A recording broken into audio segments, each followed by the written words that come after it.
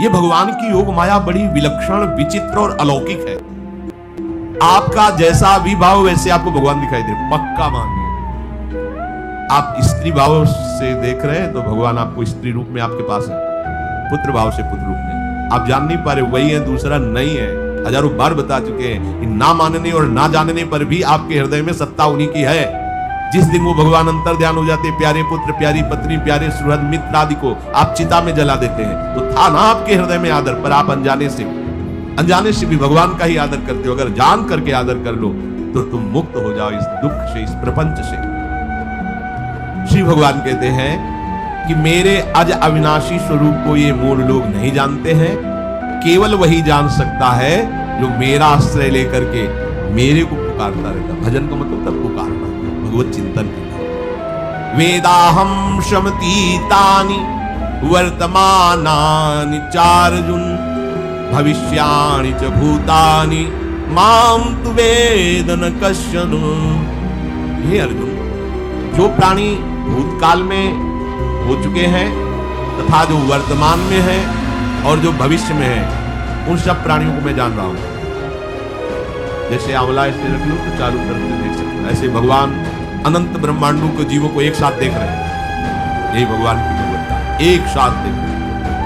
कोई भी जीव ऐसा नहीं है जिसको भगवान का दुलार नहीं मिल रहा हो, कहीं भी हो, अनंत ब्रह्मांड सबके लिए जो आवश्यक वो भेज रहे हैं, कोई भूखा नहीं रहता। एक बार वीर शिवाजी समर्थ गुरु श्री रामदास स्वामी जी के पास गए और कहा, स्वामी जी अकाल पड़ा हुआ है तो हमने सारा का सारा खजाना खोल दिया और सबको खवाया। तो गुरु बड़े कृपा सिंधु थे, उन्होंने देखा कि इनके हृदय में गर्व का अंकुरण हो रहा है कि मैं भरण पोषण किया सबका अकाल में।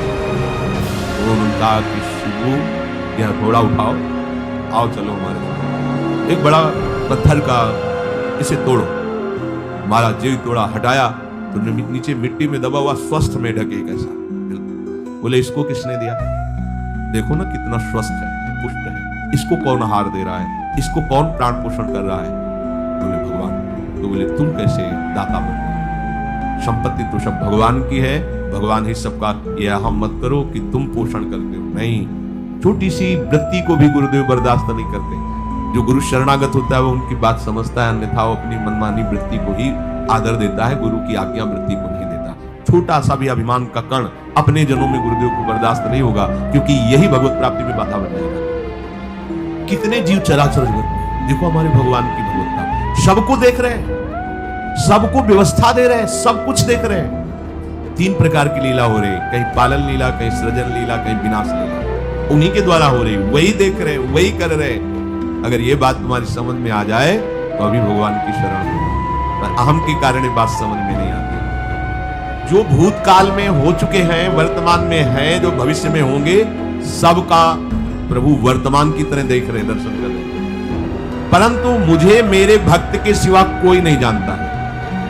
भक्त के सिवा कश्यन, कोई भक्त बिरला, वही केवल भगवान को जान। भगवान सबको देख रहे हैं, भगवान की दृष्टि सब पे है। अगर ये बात आपकी समझ में आ जाए तो अभी आनंद आने लगेगा। मैं भगवान की दृष्टि हूँ, बस आज हमें सत्संग से बात मिली कि मैं भगवान की दृष्टि हूँ, मुझे वो देख रहे हैं, बढ़िया। अब आप पाप कैसे करोगे? क्योंकि भगवान की दृष्टि में भगवान आपको देख रहे हैं। डरो, किसी गवाही की जरूरत नहीं, वो देख रहे हैं। तो आप भय क्यों कर रहे हो? आपको भगवान देख रहे हैं, आपको डरना है। फिर आप कामना क्यों कर रहे हो? भगवान आपको देख रहे हैं, जो चाहिए उस समय से दे देंगे, आप निश्चिंत रहिए। अगर आप अहम करोगे तो दुख भोगोगे, आश्रित रहोगे तो सब अपने आप निर्वाह हो जाएगा। एक आदमी ट्रेन के डिब्बे में बैठे ऐसे दौड़ रहा है, तो भाई क्यों दौड़ रहे? बोले अमुक स्टेशन जाना है, तू बैठ जा, गाड़ी चल रही है, ट्रेन चले, तू बैठ जा। ऐसी त्रिगुणात्मिका माया की ट्रेन चल रही, पूरे विश्व का विश्वंभर भरण पोषण कर रहे हैं, तू तो बैठ जा भगवत आश्रय लेकर के। तू काहे को दौड़ा घूम रहा है? लेकिन ये अहंकार के कारण भटकता रहता है। भूत, वर्तमान और भविष्य काल, ये 3 विशेषण देकर भगवान कह रहे हैं कि मैं सबको देखता रहता हूं, जो हो गए, जो हैं, जो होंगे। भूत के प्राणी, भविष्य के प्राणी अथवा वर्तमान के प्राणी, सभी भगवान की दृष्टि में वर्तमान की तरह ही है। ये भूत, भविष्य, वर्तमान काल केवल हम लोगों की दृष्टि में भेद है, भगवान की दृष्टि में नहीं। हो चुका, होगा, हो रहा है, भगवान की दृष्टि में सब हो रहा है।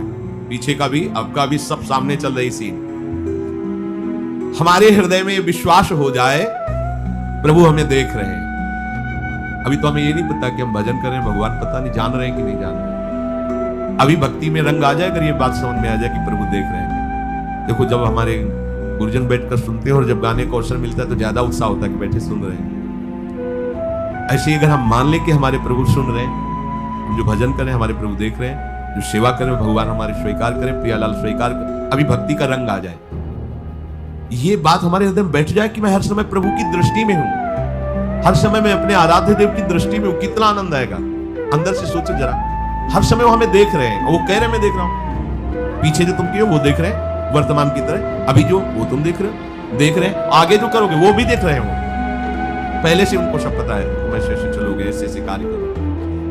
भगवान की दृष्टि में सब कुछ वर्तमान ही रहता है। संपूर्ण प्राणी काल के अंतर्गत है और प्रभु श्री हरि कालातीत है। देश काल वस्तु व्यक्ति घटना परिस्थिति ये बदलते रहते हैं, पर प्रभु श्री हरि वैसे के वैसे ही रहते हैं।